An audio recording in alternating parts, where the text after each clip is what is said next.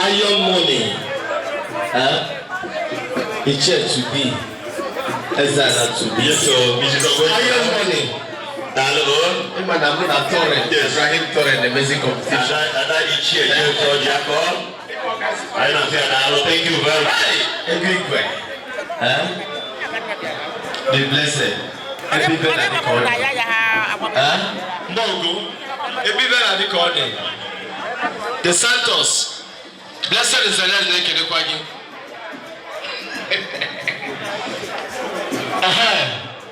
Ndibe Adumora. Because Onya on a VIP. Oya Handibani Kueba.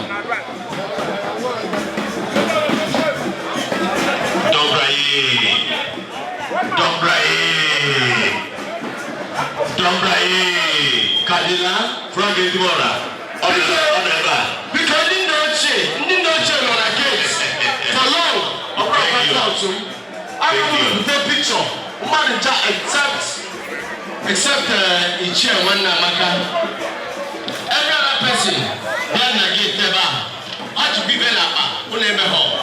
Or down of course, I put no less. Or not selected, neighbor. Keep us down.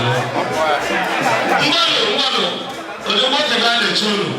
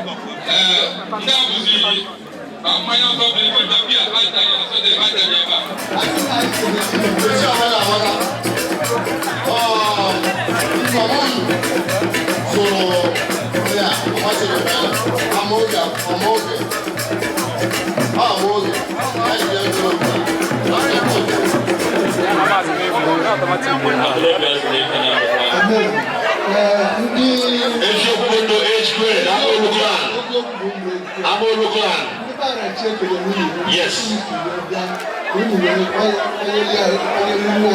Thank you.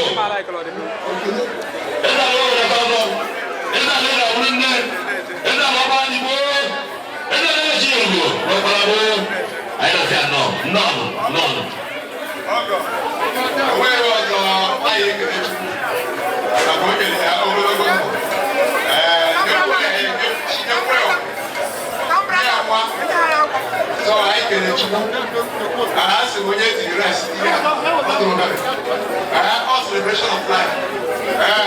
Oh, we are going to go. I am always start up all of our. So now I'm going to take it and go to the one. How do I do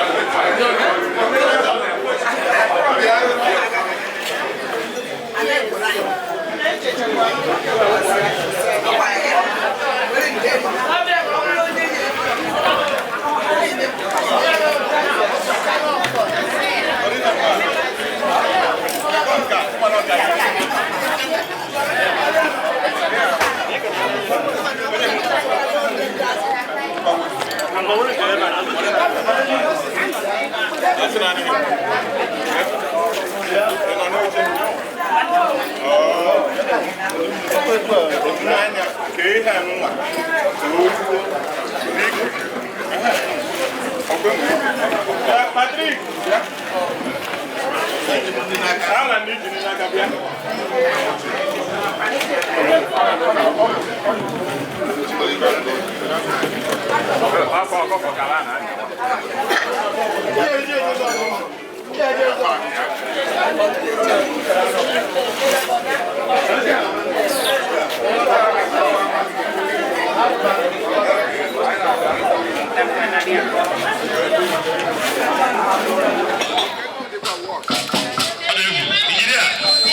Thank you very much.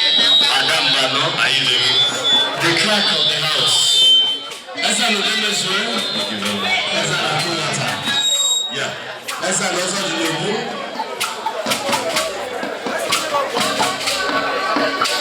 Yes, Engineer Chike Obidume.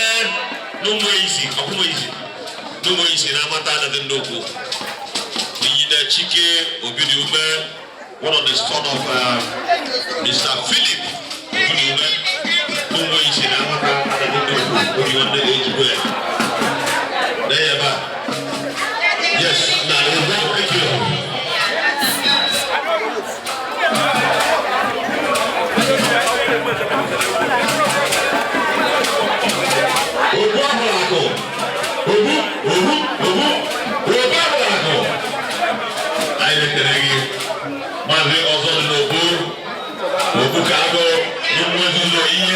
Kingdom. Adazi Nnukwu. Ebuto ayi bichi eburo. Ije Mrs Arachie. Thank you. Ogola ko dawo. Ami baako. Hey, oje gabara. Hey, oje to. Big group wey friends so. Yes.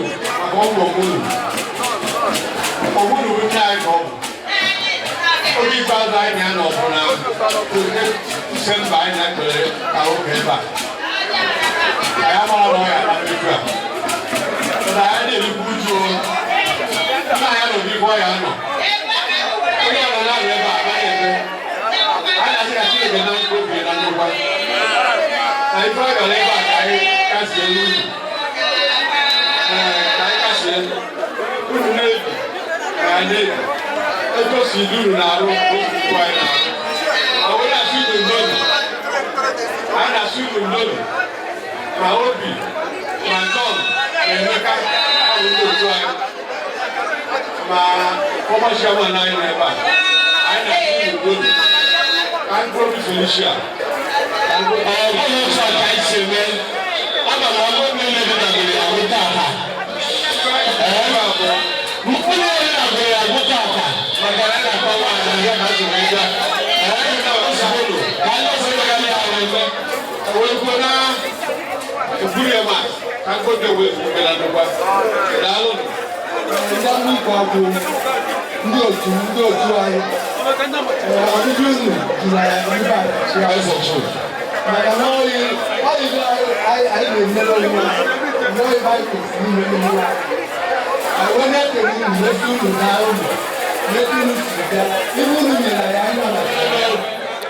You are welcome.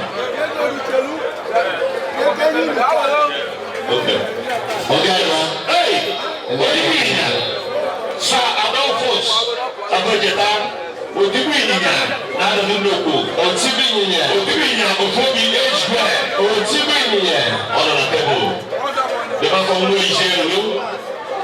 You're welcome. Okay. Yes, I'm going to cry. Otibinya. It's your day. Come on, yes. Otibinya. You are welcome. Thank you very much. Thank you very much.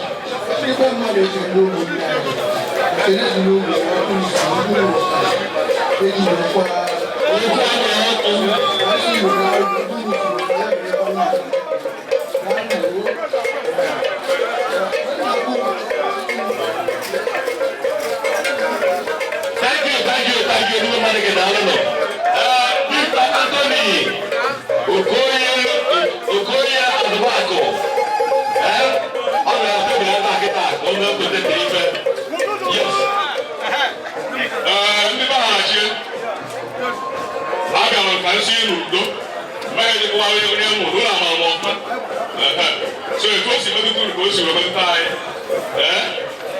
But I was over here 1 year. I got to do. Got probably my own little bit of Galaga. Thank you.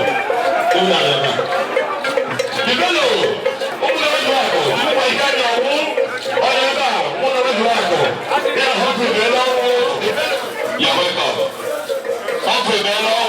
Stop over on the back guitar. Yeah, I'm the very sorry. I look at anyone changing the window. I don't know. No. I didn't know.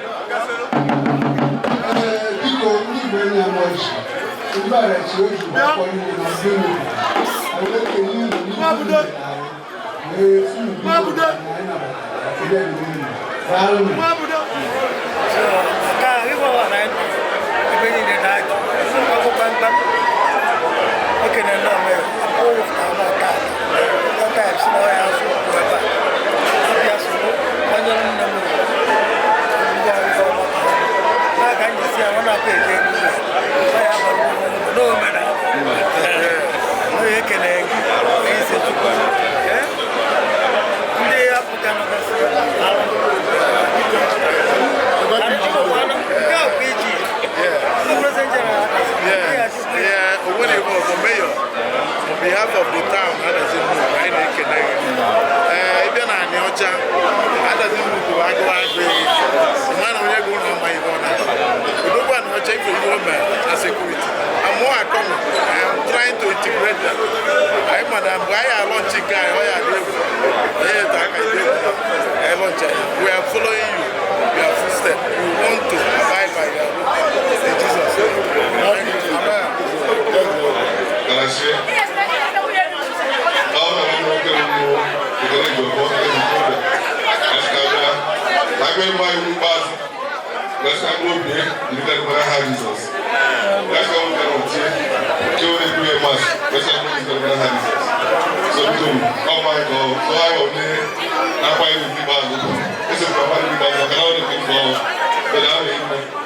maka ibebele ezinụlọ na-azụtara n'ọcha niile kpata Anambra niile ọga m odogwu a n'ọcha jide ebube odogwu a n'ọcha jide ebube Chifụdị na-adọ na-arachie biko aga m esi na gị wee kelee ụmụ nwanne gị ndị Arachie niile onye ọbụla na-ahazi niile onye ọbụla na-ebe a biko ọ isi n'udo ọ bụ nnukwu ọga dị egwu and ife mmetalụ gị pụtara n'uche niile ezinụlọ a be gị ọ nọkwana ka be mkpa ọ nọbe gị ịba ihe nwụọ kpaa nkata na ọhịa relax ya iwere masị nwa gị onye mgbe gị enwere na-asị biko ọga dị egwu mama kamuka mana ama kagini ya ama admire the family some they don't want to talk okay so masikanka bunu wakanka kafeli ibi na-eme n'obodo a Adazi Nnukwu na n'ọcha iji aka ọlụ gị were doziere anyị obodo ọsọ Chineke ya kwụrụ ụgwọ ịgwa na honest man ị na-arụ ọrụ dịka onye ọcha ụlọ na-abịa ihe kọntrakt arụọ anyhow o nwere ebe anyị na-eme agreement anyị nwere ebukwa bụ okay wee na-asị biko thank you very much thanks for God bless you.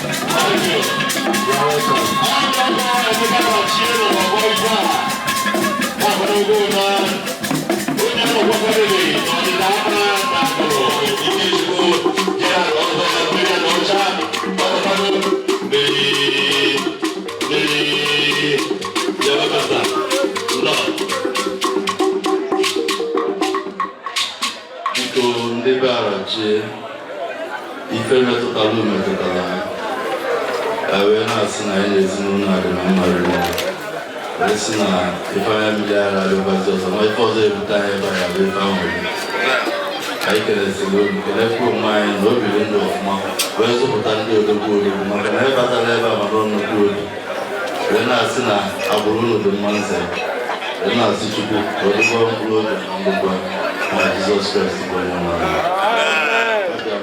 Nnukwu mmanwụ na-akwa akụ ọ bụ isi nnukwu mmanwụ nwere sensọ ọtọ dị Jesu anyị sị ka anyị gasị ụlọ mana asịkwa ka mkpụrụ obi na mkpụrụ obi tupu anyị ga-aga nke Chukwu ozu dị na mgbe ihe anyị ji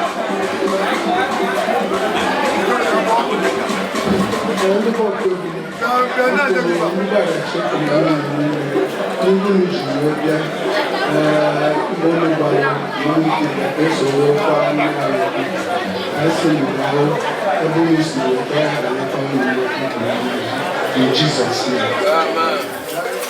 the Kegates Club of the University of Jos. Back then, when we were in the university,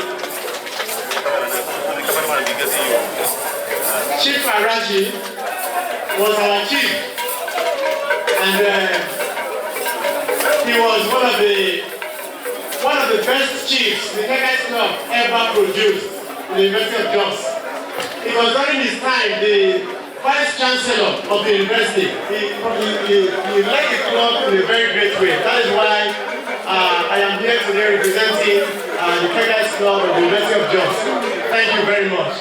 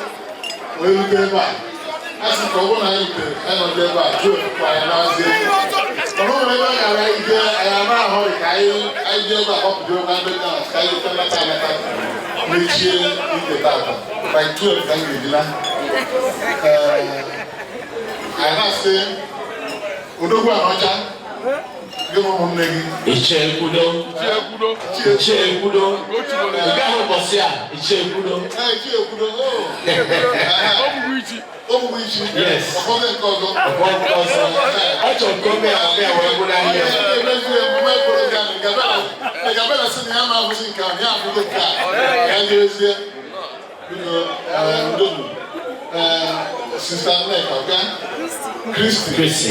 Yes. I started so much. Yes, I was there.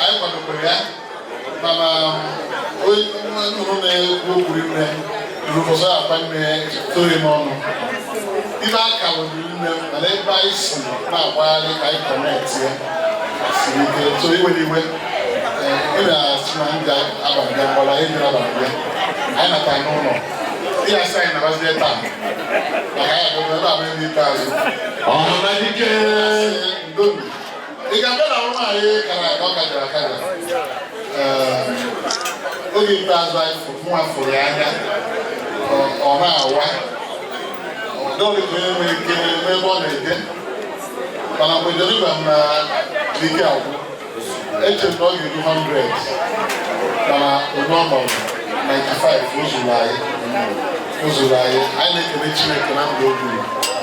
Now, it was his room where, well, it was a basket. It's where I have a boy on my tapa on making my call. Even okay, money. Hello, I'm we are not there. What's it off, man? Now, one of the by the you will not do it. I don't know, China has number never come. Hey.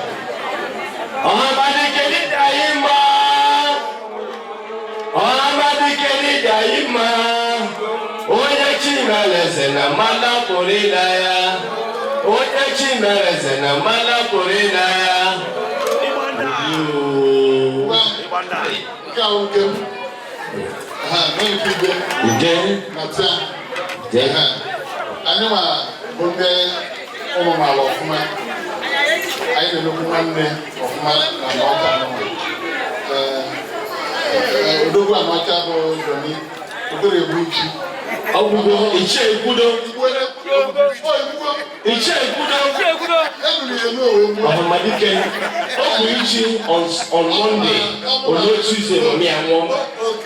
Obulichi on Monday, or no Tuesday, mommy and mom. Yes. So all the one I have Johnny,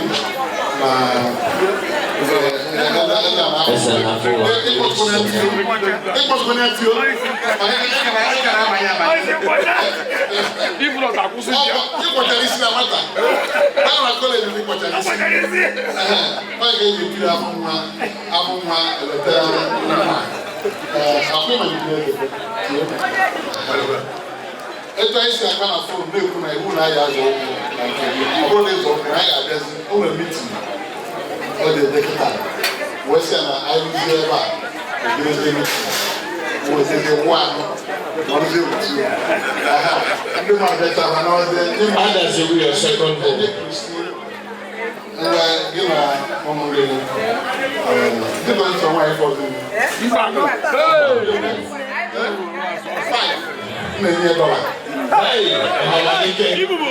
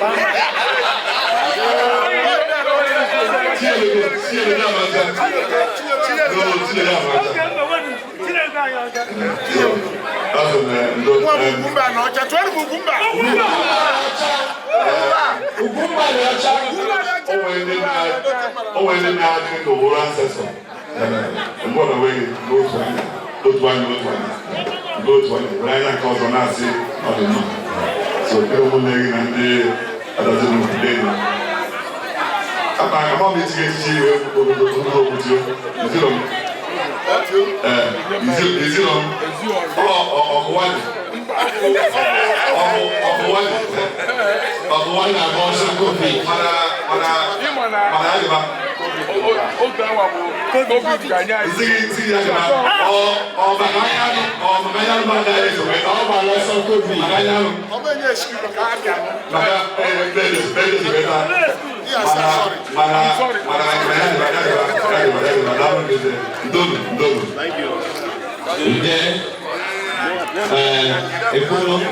If we go back to thanks.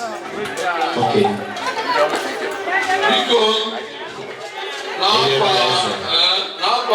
what then was the word you say? Solomon Arachie. Now, one now, Maka, Jim, one now, Maka. I tell of where I can go to.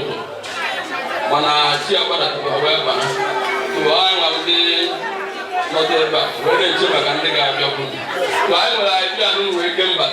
When I say, I don't get to put the room. No, so I don't get how much you about what people are good at that. One number. About that, I'm always. We will go and do the teacher. I don't get it. Today, I have you know how to do so. People down. And then you can have to wear it.